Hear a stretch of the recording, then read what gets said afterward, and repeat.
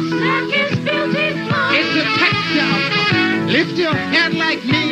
You got to wear your fun with dignity. How it fun. I said, sing it along. Say, I'm black and brown. It's high time that we get rid of that old slave mentality.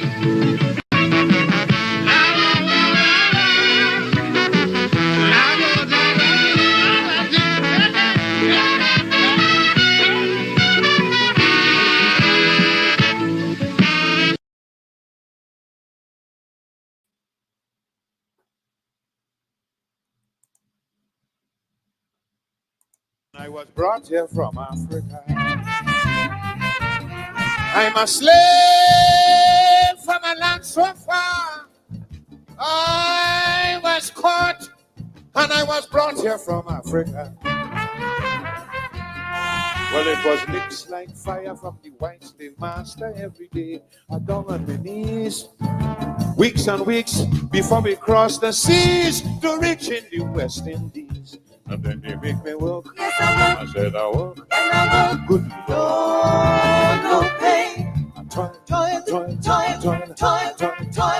hard each day. I'm dying. I'm crying, my God.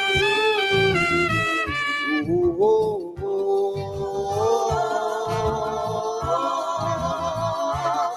Well, Lord, I want to be free.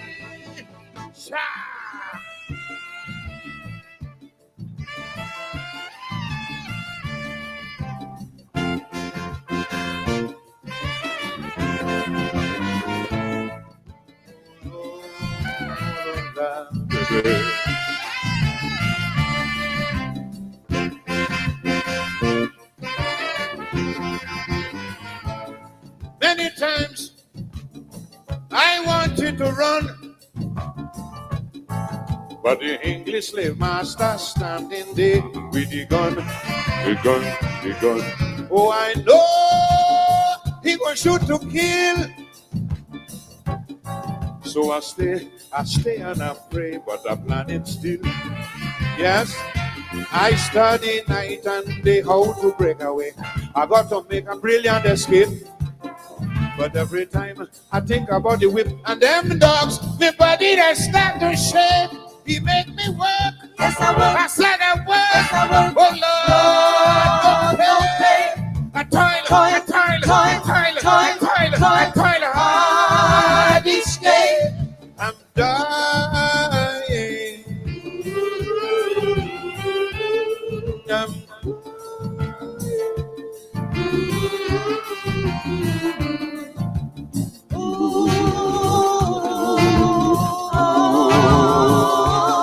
Oh Lord,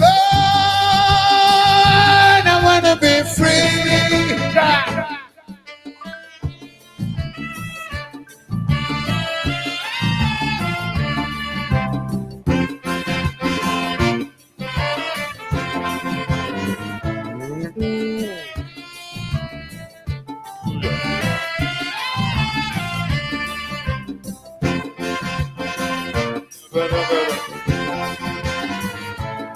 In my heart, there was much to say, and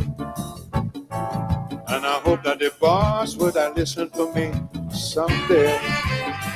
Although he knew my request was small, it was the sting and the whip there to answer me when I called.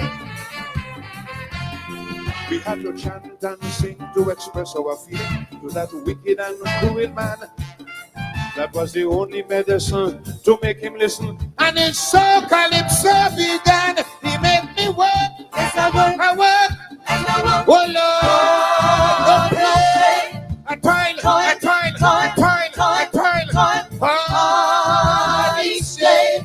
I'm dying, oh Lord. Crying to my God.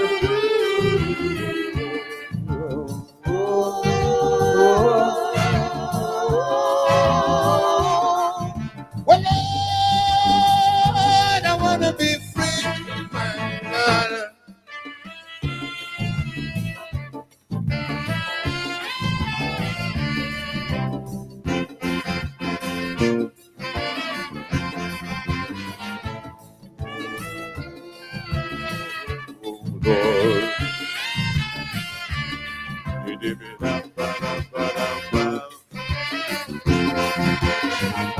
And then times change in so many, many, many ways. Till one day, somebody said, free the bloody slaves. I was then put out on the street. I had no clothes, I had no food, I had no place to sleep. Lord, I had no education, no particular ambition. This I cannot conceal. Forgot my native culture. I live like a vulture. From the white man I had to steal because he made me work. Yes, I work. I work. Yes, I work. Oh Lord, no play. Lord, Toil, hard each day. I'm dying.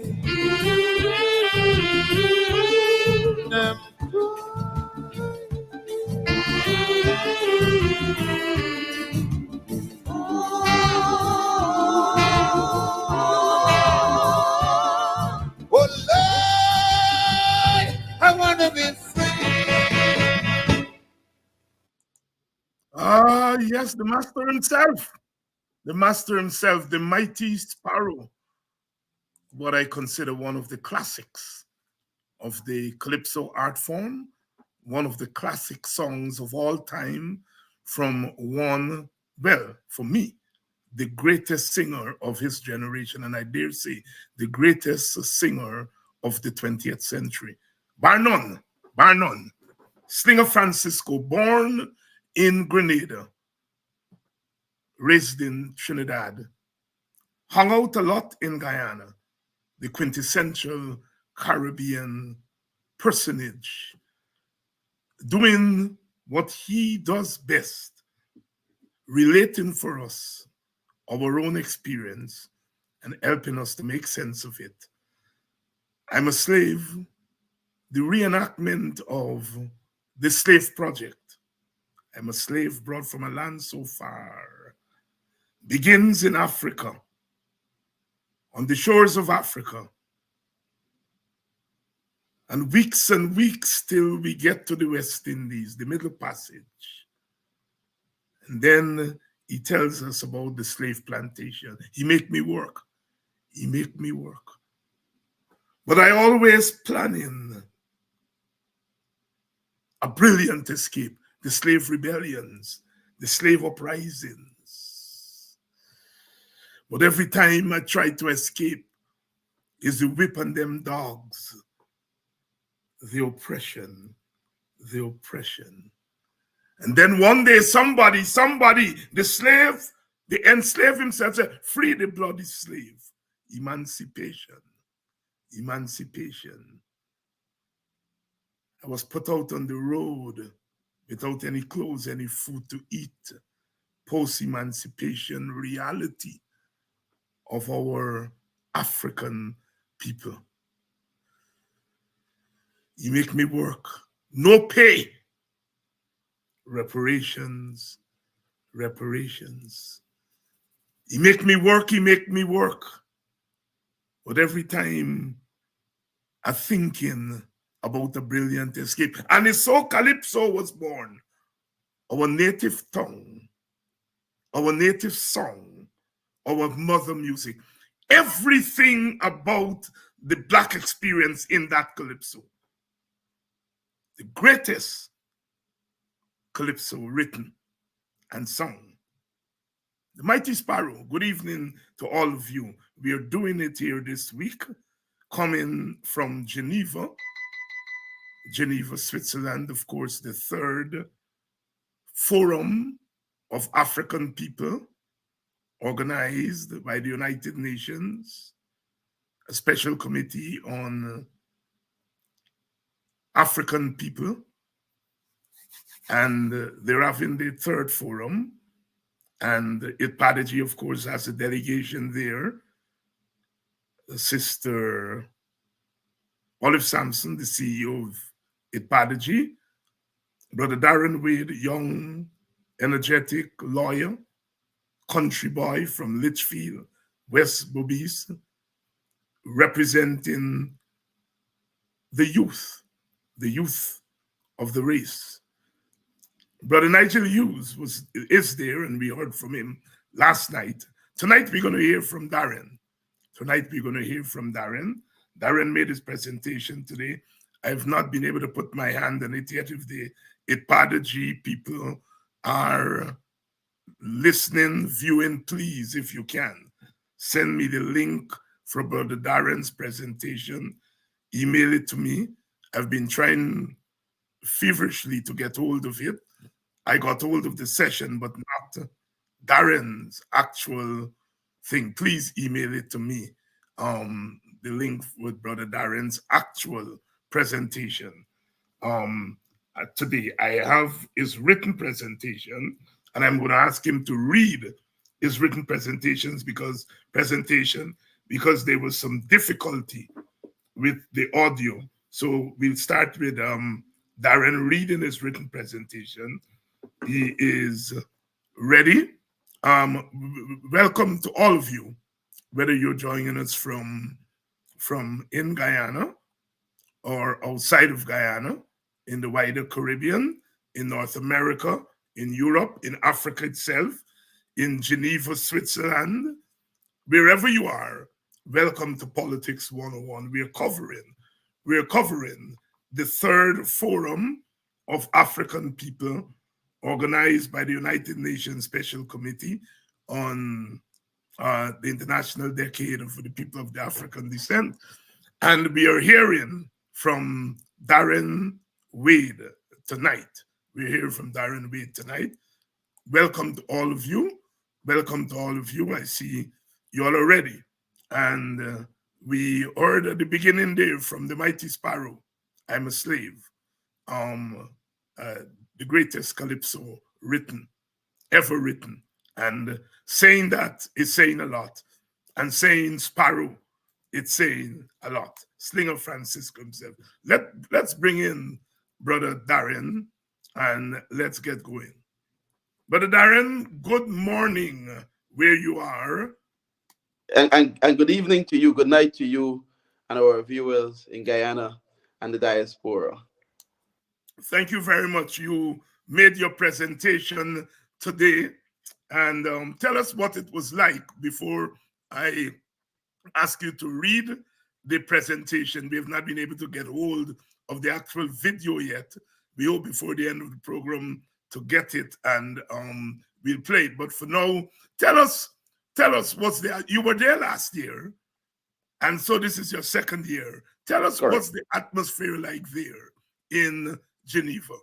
So there are about 1,500 participants from all over the globe who are eager and pressing issues that affects the African people of African descent, both in the motherland and in the diaspora. And there are several issues that were raised that they trust will be addressed by states. So you have university students, you have professionals, you have people from various civil society organizations, and so forth.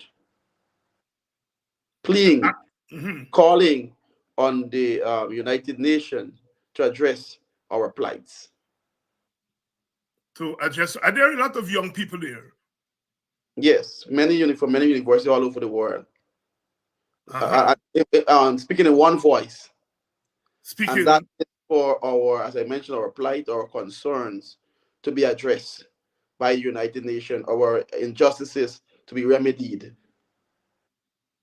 In case you're just joining us, we are talking tonight to Brother Darren Wade from Geneva, Switzerland, where he's attending that special forum on African people.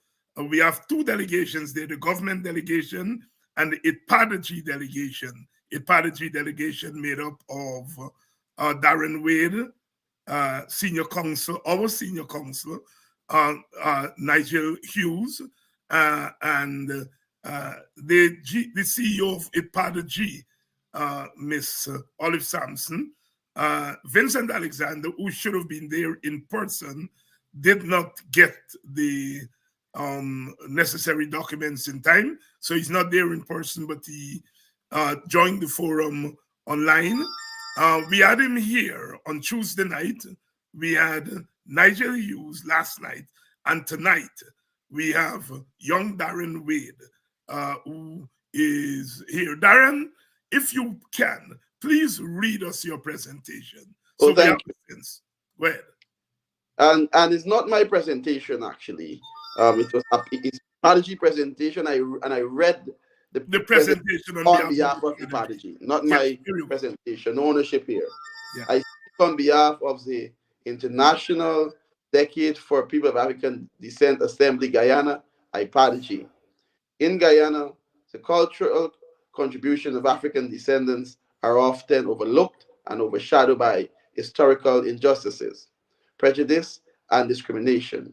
African derived spiritualities are unfairly demonized, and migrant communities of African descent are sometimes viewed as threats rather than treasures. Responding to a United Nations joint communication resulting from a 2023 IPALOGY complaint about the marginalization of African Guyanese, the government of Guyana set out in a clear terms the understanding of African Guyanese history, which, from our lived experience, appears to shape its policy. In an overview entitled The Road Guyana has traversed, the Guyana government makes the case that there is no need for special attention to address the African Guyanese condition, since they are responsible for any dilemma affecting them by the choices they made by the choices they made to leave low-wage plantation work and purchase abundant plantation and farm for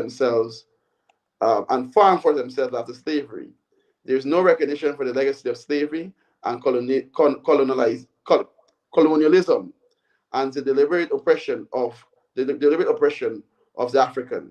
For example, collectivism, cooperatives, in particular, are central to Africans' Guyanese history and culture, as the vehicle for economic and social activity since emancipation. However, the government is focused on demolishing this African dominated sector rather than enabling, striking at the very foundation of African Guyanese history, culture, and economic development.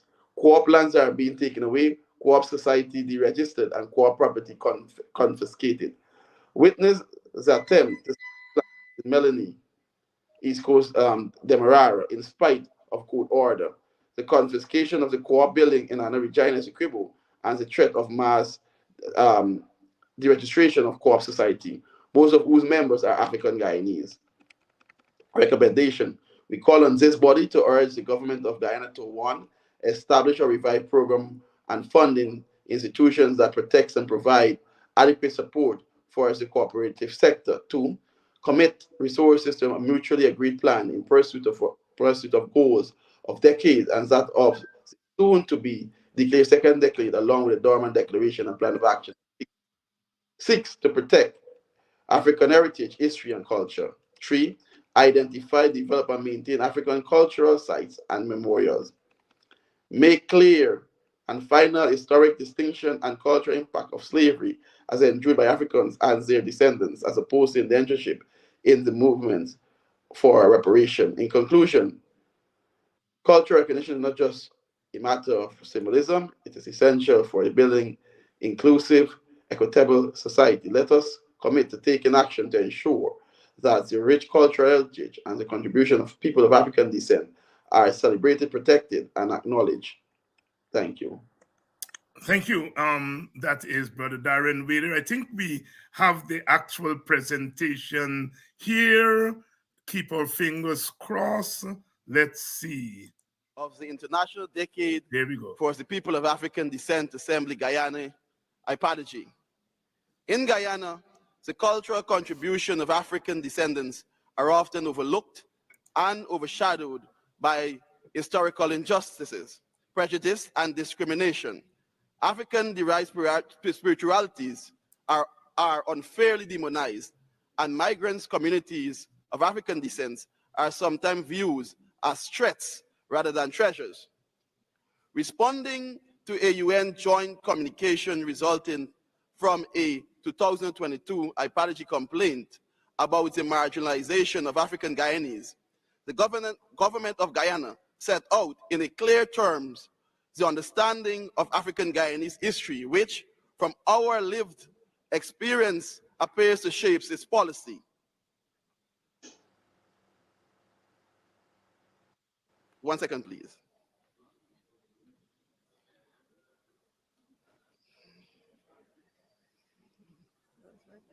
Okay. There is no recognition for the legacy of slavery and colonialism and the deliberate oppression of Africans. For example, collective and cooperatives in particular are central to African Guyanese history and culture as the vehicles for its economic and social activity since emancipation. However, government is focused on demolishing this African dominant sector rather than enabling striking at the very foundation of African Guyanese history, culture, and economic development. Co-op lands are being taken away, co-op activities deregistered, and co-op properties confiscated. Witness the attempt to seize lands in Melanie Damshali's Coast Demerara, in spite of court orders. The confiscation of co-op buildings in Anna Regina Essequibo and the threat of mass deregistration of co-op society, most of whose members are African Guyanese. We call on this body to urge the government of Guyana to establish or revive programs and funding institutions that protects and provides adequate support for co-op sectors. Commit resources to a mutual agreed plan in pursuit of goals of the decades and that of the soon-to-be declared second decade, along with the Durban Declaration and Plan of Action that seeks to protect African heritage, history, and culture. Identify, develop, and maintain African cultural sites and memorials. Make clear and final historic distinction and cultural impact of slavery as endured by Africans and their descendants, as opposed to indentureship in the movement for reparation. In conclusion, cultural recognition is not just a matter for symbolism. It is essential for the building of inclusive, equitable society. Let us commit to taking action to ensure that the rich cultural heritage and contribution of people of African descent are celebrated, protected, and acknowledged. Thank you. Brother Darren Wade here making his presentation, and of course we heard it there. We also read the presentation. Darren, you ended your presentation by talking about the importance of culture and cultural recognition. If you can expand on that for us, why is cultural recognition important, especially in a society such as ours that is made up of different peoples and different culture? I believe the issue of identity, I think is always important. Knowing who you are and where you come from, your struggles. I believe it was, and you could remind me, it was Nelson Mandela who spoke of if we forget the past, we're doomed for the future. Someone said that. I cannot recall who those words who it came from. So we must Marcus Garvey. Marcus Garvey. That is correct. Speak about that. African over the years from slavery, from slavery, our culture has been demonized. You play a little drum. I'm from the country. They say, "Walking Obia." Obia is a bad thing. You sing a little song, a little African folk song. You're walking Obia. We have this Caucasian reality that we believe is the right way, and our way is the backward way.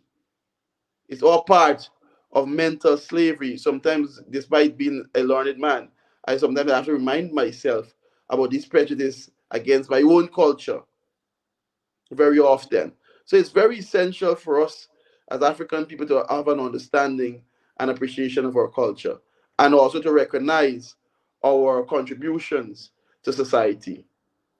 A sense of self-worthiness.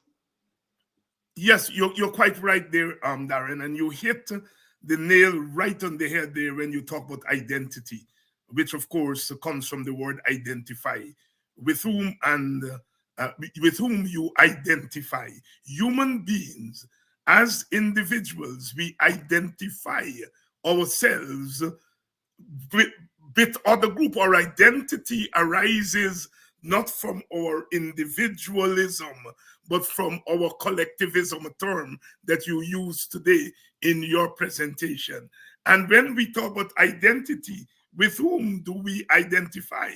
I mean, when you see Usain Bolt sprinting down the the athletic field, you are identifying yourself with him. He's Jamaican. But as an African in Guyana or Kenya or Alabama, you identify with him. The blackness. As Jamaicans, you get two slams at it. You identify with him as African and as Jamaican and of course as West Indian. And so identity is so important. If I say, all right, I would want you, Song Lee, to respond to me. Darren is not going to budge because he's identified by his name, Darren. So identity is so important. Darren, as a young person, growing up in Guyana, coming of age in Guyana, far removed generationally from the Black Power days of the 1960s and the 1970s. How do you cope with this almost bombardment to silence your African identity? How do you and your generation cope with it? How do we cope with it? I think it's sadly, a large amount of of my generation, they're prepared to give it away. You know, they believe August 1st, you just put on the garment and you identify as African. Then it's fashionable then. But do you see yourself as part of a society? Do you see yourself as part of the collective?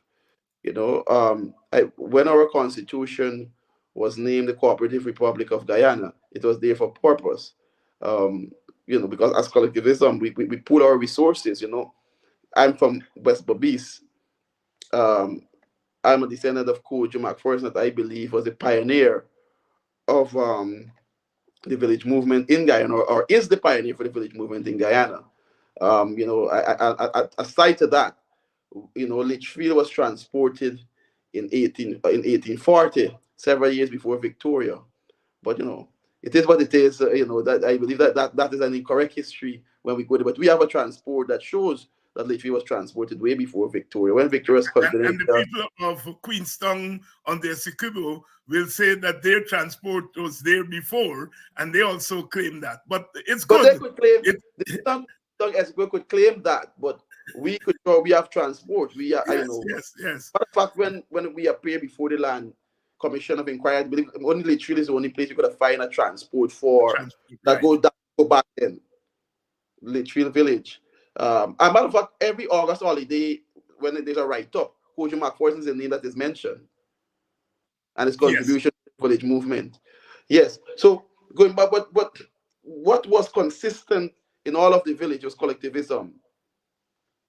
We pool our resources and we build. That's part of our African culture. You know, so and those are things I believe if we are being taught and trained, and always how collectivism or the co-op should work. Of course, co-op have issues, but if we're, you know, if we're able to identify ourselves, you know, and to associate ourselves with something, such a crude movement as cooperatives, because I visited the United States, you know, Europe and so forth, and I've seen what co-ops have done. The Jews have done with co-ops in America, or the Caucasians have done with co-ops. You see big developments going up. They pool their resources and so forth. You know, and I think that's an important part of our identity that we need to regain. Working together, Important support. part of our identity that we need to regain. We have Darren Wade on tonight, joining us from Geneva, where he made a presentation today on behalf of IPADG, and Darren is with us tonight on Politics 101. Darren, I'm staying on identity for a bit, because we often try to confuse ourselves, confuse our people on this question of identity, pitting our ethnic or cultural identity against our national identity, our Guyanese, that not our Guyanese-ness, our Guyanese identity, which is our national identity. And then we have our cultural identities that make up that Guyana identity. And people often try to say, oh, well, I am not African Guyanese, I'm Guyanese. How do you balance those two identities, our cultural identity and our national identity? And where I'm going with this, because in your presentation, you did talk about efforts being made to stifle or to marginalize African identity, African culture. And one of the weapons that is being used is the national weapon, to say that if you say you're African Guyanese, then it's somewhere the other, it's nullifying the fact that you are Guyanese. Talk to the synthesizing or the balancing of the national identity with the cultural identity. Well, I would put it this way. The Guyanese identity is a pool. The Guyanese identity is a collective. And if we don't identify as Africans, how do we pool to the Guyanese identity? Because Guyana is a multi-ethnic, multi-racial society where every group contributes to what is Guyanese. And to say that you cannot be African Guyanese, you're just Guyanese, I think it's incorrect, because all other groups were able to, and that's just reality because of the our colonial past. Our indentured laborers, they came, they were able to keep their cultures, their religion, their tradition, their way of life, their names, and so forth. Ours were taken away from us, and there's a new form of that in today's society with things such as stink and dirty. That is Guyanese or African culture, What do they send to us as Guyanese culture today? Under the clock, under the clock. That's what they went with. The derogatory, things. They want to say you're thieves, or on these things. Those are the type of things Guyana today want to associate Afro Guyanese with. Negative connotation. Not a striving community. Not a community working together to build each other. So that is what we want to see in Guyanese community. We would have noticed, and very importantly, Liv mentioned today, the divide and rule, that happened in the colonial past. So IPADG they went to some members of IPADG and gave them money to try to create strife and to break up. So that is definitely an effort to destroy Afro-Guyanese culture, because if we all are working together to build each other, and then you are going to pour state resources that could only create strife and trouble, then you cannot be said that you're working in Afro-Guyanese interests when you make those decisions. When war and strife you want between the people, divide and rule, and that's just reality. No, we're not lying to the government. That's the government policy and treatment towards Afro-Guyanese. That's the government policy. Darren Wade with us here tonight. Darren, you made 4 recommendations today. The first recommendation is this: establish or revive programs and funding institutions that protect and provide adequate support for the cooperative sector. Speak to that for us, please. Well, IPADG, the recommendation by IPADG here, to establish and provide programs and funding for institutions that protects and provide adequate support. So I think a lot, as you know, the cooperatives, we all are aware, it's not without problems. We must admit there, but it's because of the lack of training and support system. So to invest in these areas to ensure that they're run and managed properly. We don't have the cooperative bank anymore, and so we need an institution to keep us afloat. There's some banks you go to, they won't even listen to you. But by the state providing the necessary infrastructure, whether it's by legislation, legislative, and so forth, financial, whatever support to ensure it works, rather than try to destroy it because or to deregister, why not try to see how we can improve these organizations? Darren Wade there, expanding on the recommendation by IPADG to improve the cooperative sector for government to invest in it. And we remember the Co-op Bank. You made reference to Co-op Bank, which was brought into effect under the management, under the government of Lyndon Fox Sampson Burnham. Of course, my own Brother U.C. Kwayana was the chairman of the committee that was tasked with putting together the framework for the Co-op Bank of Guyana. So I know of that institution very well and how that institution was able to help African Guyanese expand their cultural parameters, but more importantly, to expand their economic activity. So IPADG calling on the government to restore cooperatives to where they were. The state has a role to play. The state under Burnham created institutions to push the cooperatives. Today, we have our government, this government, going into communities, trying to break up cooperatives, trying to destabilize cooperatives. If the people of Melanie are listening, they will know that the long years they spent trying to keep their co-op together. I understand recently they were able to beat back attempts by the government to go into Melanie to break up their co-op and to institute alternative institutions. They were able to fight and to keep their co-op. I was there from time to time. Go ahead, Darren Wade, the lawyer. Darren Wade being their lawyer. Oh, yes. Brother Darren Wade. You know, I want to touch on something before we move. Talk about that issue, yes. Before we move on from cooperatives, the issue of I believe back in the day, probably Brother U.C. Kwayama, they were part of it. The small man being the main man. That was it. The small man being the real man. The small man. One of the slogans on the Burnham. Yes. Making the small man a real man. Yes. And I think cooperative helps with that. I think that because now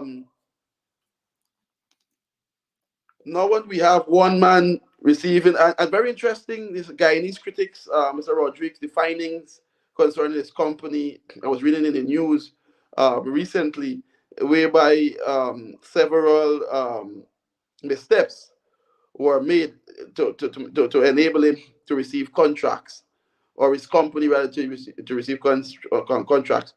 Cooperative receiving contracts, enabling to bid and so forth for contracts, rather than one person benefiting from 5 million US. So you see, everybody we going together. It's a socialist policy. No man was left behind. Yes, and you're quite right about that, Darren. There's a raging debate on the other side of the ethnic divide, which is trying to say that African Guyanese are not entrepreneurs, that they define entrepreneurship in very narrow terms to say it's individuals who take their money and invest that money to make money. So they define entrepreneurship in individualistic, narrow individualistic terms, and they're arguing that the African ethos is not fit for entrepreneurialism, because at the time of emancipation, we bought lands and we turned our lands into villages, but we did not use the land to plant crops to sell overseas. And so therefore, we were not entrepreneurs. There's not an entrepreneurial spirit among African Guyanese. And I'm so glad that you are stressing the cooperative, stressing the collectivism. It is not that the African people are not entrepreneurs, but yes, the spirit of collectivism, the spirit of collectivism undergirds a lot of the economic and political action of African Guyanese. And if the Indianists are saying that Indians are driven by individualism, well, then I can't quarrel with them. But don't say because Africans are more driven by collectivism, it means that we are not entrepreneurship. We are talking about a collectivist, cooperativist type of entrepreneurship, which is what Darren Wade is articulating here tonight. Welcome to Politics 101. Yes, go ahead, Darren. I think what is imperative is for us to learn from each other. Because traditionally, we work together, Africans work together, and so forth. It's for us to look at the various groups and to see where we could learn from each other's experiences and expertise and benefit from that. So I think the issue in relation to how different groups do business is we could exchange will be useful, and you're absolutely correct to say that Africans, they are not into business or entrepreneurship is inaccurate, because our history tells a different story. It's just that our way, and that is why culture is important and identity is important. And this is just a clear example. A very clear example. The collectivism is so important. If you buy that cassava in your village for $20 extra, what you are doing, rather than go outside of your village and buy outside of your village, when you have a glut of cassava in your village, it may be $20 more, because there is no road from the farm to the market, so they may charge you $20 more. But when you spend your money buying cassava in your village, that man or woman you're buying the cassava from, she goes to the grocery shop in that village and she buys her grocery from there. And the grocery man buys his milk from somebody selling milk in the village. And the person who's selling the milk and you buying from them, they go to the barber to cut their hair. And that money that you spend is circulating in your village. And when you're ready for your child to go overseas on some football or basketball thing, you can go to the cassava man and ask him for a donation. Your money is circulating in your village. When people like David Hine say it, they're saying, oh, he's racist by calling on his people not to buy outside of it. You buy what you don't produce in your village or your country. You buy it from overseas. That's called trade. You don't have to go a degree in economics to know that. We are doing it here tonight. Darren Wade is with us from Geneva, where we are turning up the heat on this government, exposing it. Darren, the second recommendation, commit resources. Let me put on the I. Commit resources to a mutually agreed plan in pursuit of the goals of the decade and that of the soon to be declared second decade, along with the Durban Declaration and Plan of Action that seek to protect African heritage, history, and culture. Commit resources. Commit resources. One of the things all of you are telling the people there, the government is taking away resources from African Guyanese. Over to you, Mr. Wade. Well, I think two speaks for itself. In order, the Guyanese have signed on to the Durban Declaration and Plan of Action. The recommendation from the decade and so forth. In order for it to be effective and be implemented, it needs money. It's not just Guyana support the plan of action, Guyana support. That's all you're getting. Guyana, we have recognized that these are some improvement. The Canadian minister was there today. We have invested in these for these recommendations. We have spent money to do these initiatives. That is what we want. Program of action. Okay, we could invest in these areas for African people. Not to say that there's free education in our schools and so forth. There are specific needs that are germane to Africans that needs to be addressed. So we are going to address these things. If you say indeed Africans don't like um, entrepreneurship, we are going to make entrepreneurship attractive for Africans. What are the challenges? Let us address them. Let us address policy wise. It's so important. We are not here asking for handouts. Ipadaji is not asking for handouts. I mean, if the government want to go around the place and give people a little freck, that's the government business. But handouts are not policies. What we need are policies aimed at satisfying the requirements of the decade. And it was in that spirit that former President David Granger made the subvention of $10 million available to Ipada G. Not $10 million to share out to people, but $10 million to be used to facilitate the aims and the objectives of the decade. The aims and objectives of the decade. And so we are calling, Ipadaji is calling on the United Nations to say to the government of Guyana, you are not living up to what you signed on paper.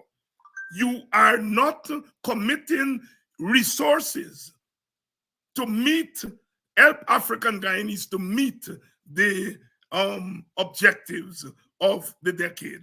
Darren, your third recommendation is Identify, develop, and maintain African cultural sites and memorials. I think that speaks for itself. We know some villages, some important monuments. We have the 1763 monument there. And then I know there's a monument in 1823 monument, which African Guyanese wanted at the parade ground and they put at the seawall. Yeah, you got this when you mentioned there. We gone to communal area there, the gardens there, promenade gardens and so forth. I know there's a statue of Mahatma Gandhi, and that's a kind of worm. Oh yes, that's a kind of worms. So I think it speaks for itself on what needs to be done in identifying, developing, maintaining African cultural sites and memorials. And the final recommendation? Make clear and final historic distinction. So there's attempts to bring this to say that slavery and indentureship is one of the same. Is this disingenuous, and it is improper? They're not the same. Indentured laborers came here and they were paid. They were contract workers. They were given lands. Enslaved Africans were brought here against their will. Enslaved Africans didn't come to Guyana for a better life or better living conditions. They were forced, dragged, raped, torn apart. The culture, the identity, the dignity, everything was taken from them when they were brought here. Yes, our indentured brothers and sisters have a right to espouse any claim for the injustices that they faced. Is important. But we don't believe that they should be put together because they are two different systems and they must be treated as such. It is more or less an insult. It's more or less an insult to our ancestors and their struggles. And this is Ipadaji presentation that I read, but initially what I had prepared to say or what I wanted to say, and I will say it now, that as African we are aware of Article 1 of the UN Charter that speaks to the issue of self-determination. And CARICOM, the Guyana government, must be aware that we are aware of our rights, of that right. And that right is to say to them that, look, you cannot espouse any claim on our behalf. We believe that if we're going to do the two together, fine. But we, the Africans in Guyana, is saying you cannot go to court on our behalf because you need a client in the first place. And your clients here are saying no, that cannot happen. That's my respectful opinion. Has nothing to do with apology. And as you all say in law, you have to be affected by an issue to be a party of standing to go Right. to court on that issue. And so that is something I had prepared to that's something no, go ahead and talk about it. So that is something that I poured, as I say, different from my apology. That's why I said, so apology at what I read was from my apology, but that's by as an attorney to say, well, based upon the UN Charter, you can't represent we because we haven't given you that authority to represent us and to make it so clear the issue of self-determination. And you're quite right. The issue of self-determination was there at all the deliberations for independence. Whether it was in Bandung, wherever the question of independence, self-determination for the peoples of all countries were very much there. The government has a right to honor that. Self-determination is extremely important. And, countries have broken up over the question of self-determination. What used to be Czechoslovakia is now what? The Slovak and the Czech Republic. We have the former Soviet Union breaking up after the fall of the Berlin Wall. The question of self-determination in France, in Spain, wherever peoples are, the issue of self-determination is very important. And the state cannot always speak for all the groups in its border. It just can't, because each group has the right to self-determination. Thank you very much, Darren Wade, for drawing that to our attention. Yes.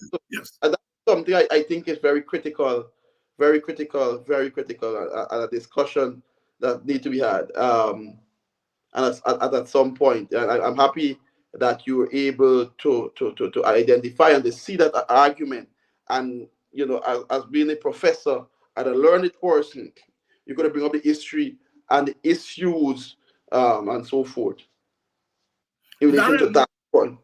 Yeah, you're a lawyer, and so therefore you start off in the morning when you wake up you start with the law, I imagine, and you go off into other things, but you are led by the law because you are trained that way. Yeah, correct. Talk about African Guyanese experience in Guyana from the context of the law. Well, I think how the law treats African Guyanese. Let us say there's one issue. Matter of fact, the issue of identity. When an African Guyanese is, let us say, charged, they are named Negroes, which is insulting. So that is something.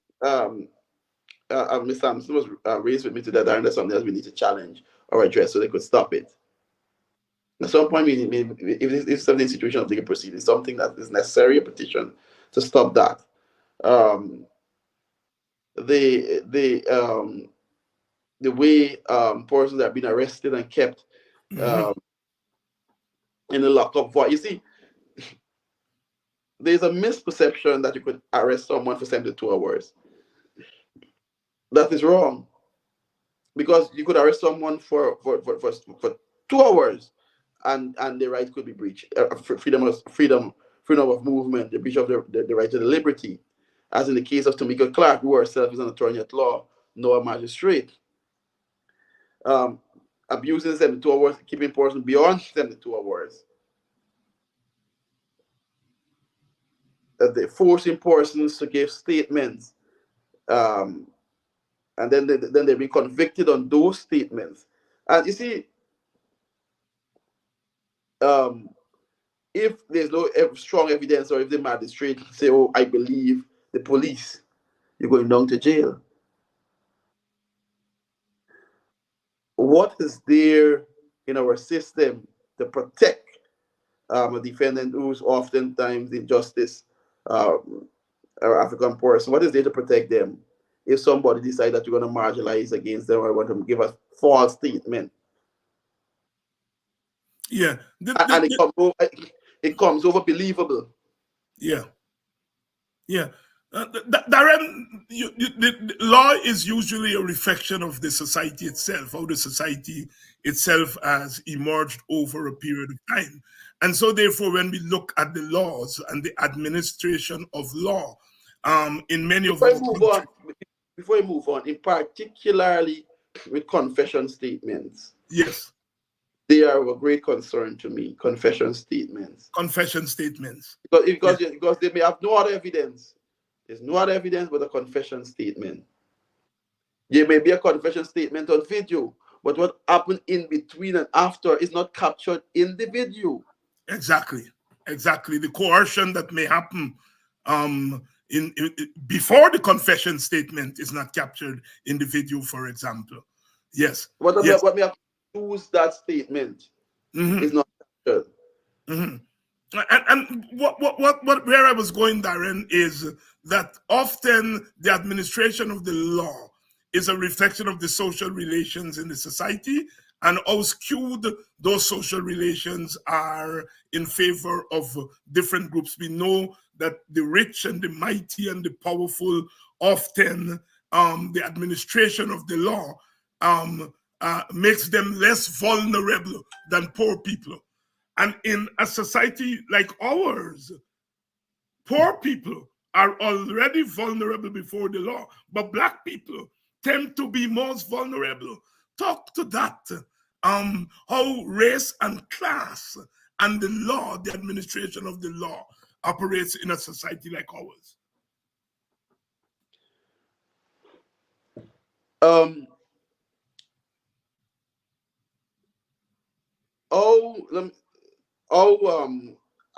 Africans becoming both Black and poor. Yes. How vulnerable they are in relation to the law. Yes. And how they are treated versus different groups. Right. In Guyana. Yes. Because of the lack of representation and so forth, the weekend is coming up sometimes, that we're going to lock you up. You're a troublemaker, we're going to keep you in here. I know Haitian, people from Haiti have complained that if the police see them on the road, they say, "Oh, the government don't want you here, so we are going to arrest you. We're going to keep you overnight." So they, or they shake them down.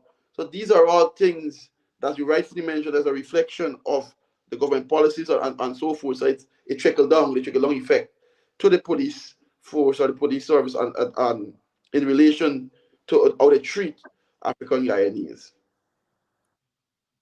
And of course, this has to do with the whole notion of how the African identity is seen, that there are meanings that are given to African identity. They're more likely to commit crimes. They're more likely to be violent. They're more likely to be this. And so the police force, the courts, the system starts off with that in mind. That you're guilty. You're guilty. Yes, go ahead. Go ahead. Expand. What you're saying, based on what you're saying, based upon the perception that you're from certain communities and so forth, or you're from there, that you gotta be a bad boy and so forth. Yes. I have been in situation many times where I am, most times in my village, and the police come around and they're giving the young people a hard time. And if I am there and the police spot me, the response change. Hi, Dr. Hines, how you doing? And they're more likely than not to stop harassing the young people. the point I am making, that there is a perception there of race. This is the way you treat black people. This is the way you are trained. You're policing training in their heads. This is the way you treat black people. And representation becomes important.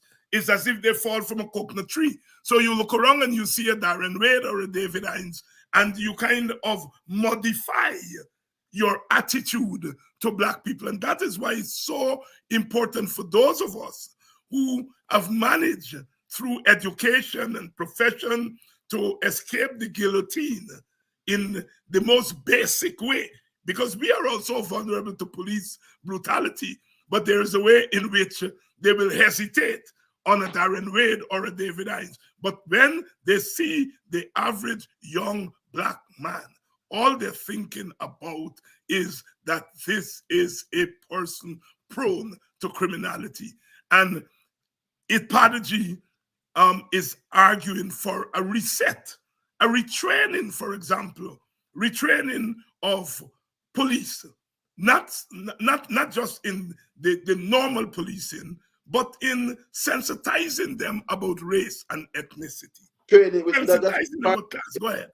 You're correct. Part of the training for them to understand and appreciate the differences and so forth. I get that. But I'm sorry. Yes. But, I'm about to wrap up. I'm about to wrap up to ask you for your closing remarks. Well, to the government, action more than words. Action more than words.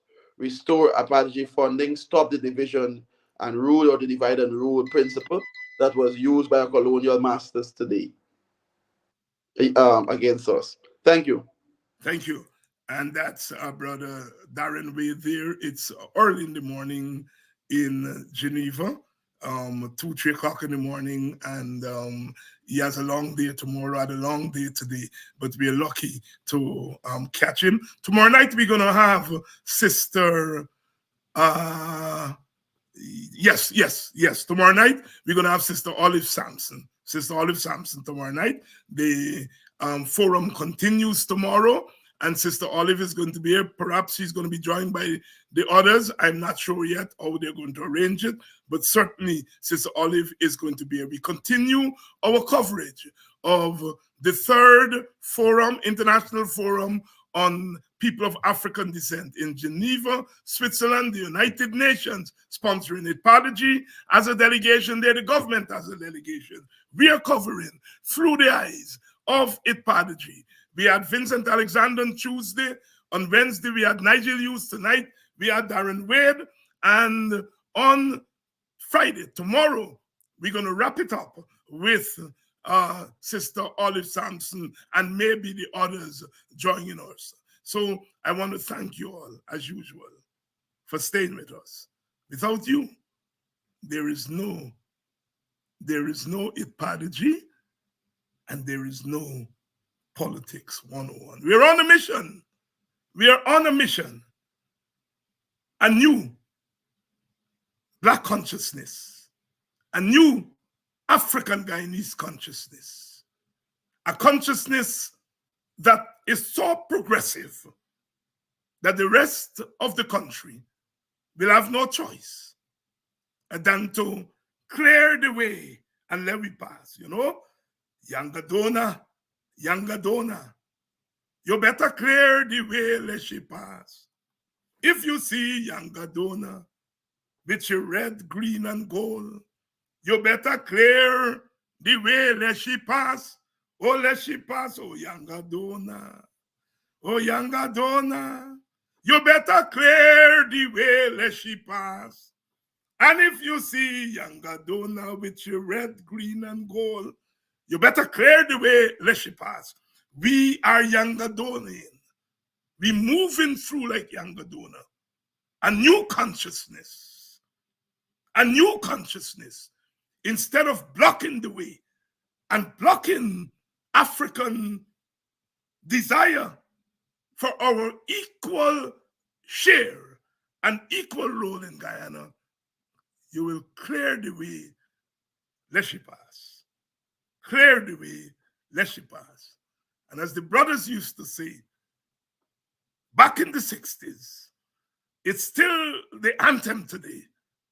Sing it loud, loud, loud. If you hear that, black is beautiful. Santa Claus. Black is beautiful. It's a texture. Lift your head like me. You got to wear